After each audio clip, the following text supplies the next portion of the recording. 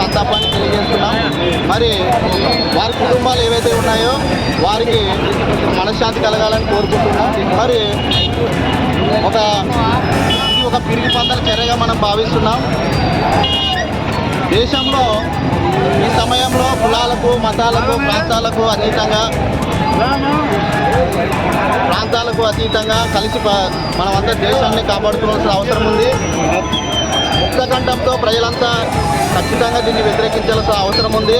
ఈ దేశంలో ఈ పరిస్థితుల్లో మనమంతా కలిసి కులాలకు, మతాలకు, ప్రాంతాలకు అతీతంగా తీవ్రవాదాన్ని ఎదుర్కోవాల్సిన సమయం వచ్చింది. కాబట్టి భారతదేశం అంతా ఐక్యంగా ఉంటూ తీవ్రవాదుల యొక్క పిరికి పందల చర్యను ఖచ్చితంగా ఎదిరించాలని, దేశ ప్రజలంతా ఐక్యతతో ఉండాలని, కులాలు, మతాలు, ప్రాంతాలు వీడి అందరూ కలిసి ఐక్యమత్యంతో ఉగ్రవాదుల చర్యను ఖచ్చితంగా ఎదుర్కోవాలని, దేశ ప్రజలు శాంతితో ఈ సందర్భంగా ఉండాలని తెలియజేస్తూ ఈ అవకాశం ఇచ్చిన అధ్యక్షుల వారికి థ్యాంక్ యూ.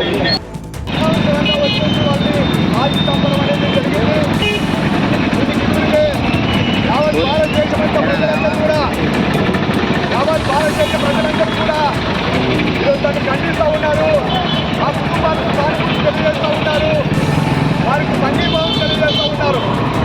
అలాగే కాశ్మీర్లో ఉన్నటువంటి కాశ్మీర్ ప్రజలు కూడా గత 2 రోజుల కిందటనే వాళ్ళు బంధువుల ప్రకటించడం జరిగింది.